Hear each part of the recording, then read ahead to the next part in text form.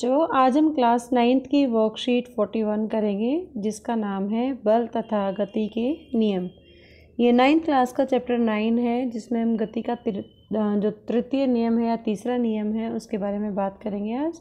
पहले Hindi medium students के लिए, उसके बाद इंग्लिश में होगा। जैसे कि हमें पता है कि हमेशा जो फोर्स होता है, बल है जिसको हम कहते हैं, वो हमेशा जोड़े में काम करता है और जो विपरीत दिशा में अलग अलग वस्तुओं पर कार्य करता है। ऐसा क्यों होता है? जब भी बल हमेशा जोड़े में काम करता है तो एक दूसरे के विपरीत कार्य करते हैं और ये गति के तीसरे नियम के आधार पर आधारित है।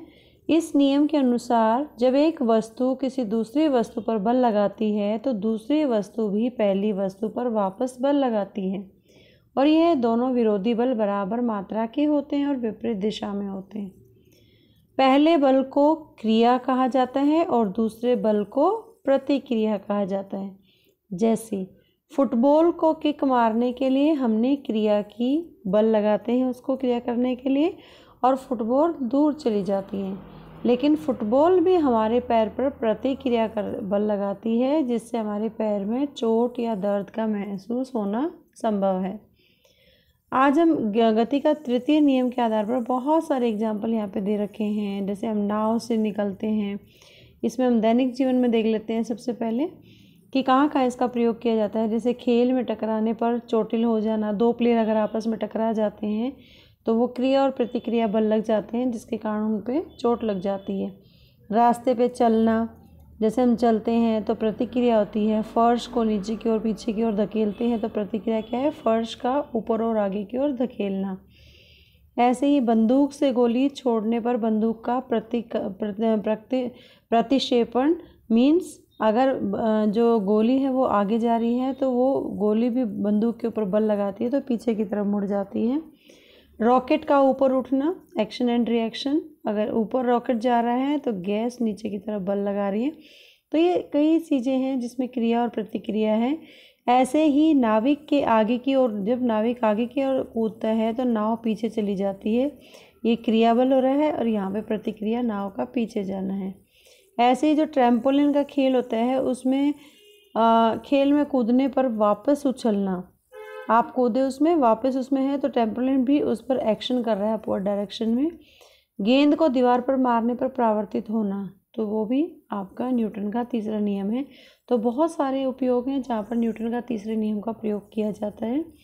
अब है गति का तृतीय नियम। प्रत्येक क्रिया के समान और विपरीत प्रतिक्रिया होती है, वह दो विभिन्न वस्तुओं पर कार्य करती है। जैसे अगर एक स्प्रिंग तुला लें ए और बी, चित्र के अनुसार ए के ऊपरी हिस्से को किसी दीवार या किसी स्टैंड पर लगा दें और धरती के समानांतर रखते हुए तुला बी को हाथ से खींचें। क्या इसमें क्या आप चेंज देखेंगे कि दोनों में बल का माप बराबर है परंतु विपरीत दिशा में है। तो हम पाते हैं कि दोनों में बराबर विपरीत दिशा है। यहाँ जितना क्रिया बल ए बी पर लगाता है उतनी ही क्रिया बी ए के ऊपर भी लगाता है। तो ये न्यूटन का तीसरा नियम है कि दो बल हैं, दोनों विपरीत दिशा में होते हैं, समान परिमाण के हैं। ये कुछ क्वेश्चंस हैं जो आप नोटबुक में अपने कर सकते हैं, पाँचों के पाँचों क्वेश्चंस जो कि वर्कशीट के आधार पर है। Now the time for the English medium students and the today's worksheet is worksheet 41 for the class 9th and we are going to study about chapter 9 and the topic is third law of motion. That is the part of this chapter, force and laws of motion. As we know that forces always exist in pairs and that work in the opposite direction on two different objects. Why is it so? So why it is so? Then let's search the answer of this question. कि forces always exist in pair and both oppose each other. This is only due to third law of motion. And what is the definition of third law of motion? According to third law of motion, when one object exerts a force on another object, second object also exerts the same force back on the first one. These two opposing forces are equal in magnitude but opposite in direction. So first force is called action and second force is called reaction. For example, if we kick a football, we apply action force on it, due to which it moves away But at the same time, the football also applies same force on our foot due to which we may hurt or feel pain. Now, there are some uses of third law of motion in our daily life. Let's start. First, get harmed when the player collide each other in the game.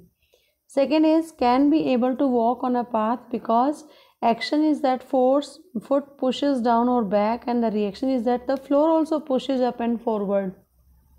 Third is recoiling of the gun when the bullet is fired.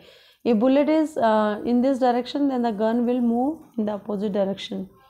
Moving of the rocket in the forward direction on ignition because gases react backward and the rocket moves forward. The boat moves backward when the sailor jumps in the forward directions. So this is the action and this is the reactions. So all these happen in the daily life. And the next one is bouncing back of the player by the trampoline when he jumps on it. You have also experienced this trampoline. The ball gets reflected back when we hit it to the wall. So these are the few examples that are based upon the Newton's third law of motion. And now how can we explain it through the activity? What is the third law of motion? To every action there is equal and opposite reaction, and they act on the different bodies. Let us consider two springs are there, A and B.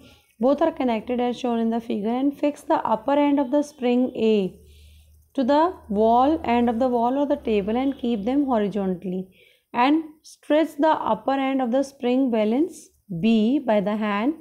Now what you will notice, the reading of the force in both the balances is same but opposite in direction.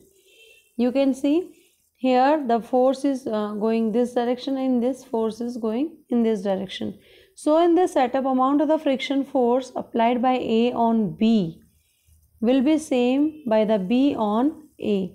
So action and reactions are equal and opposite, and you can check your understanding through doing these questions in your notebook.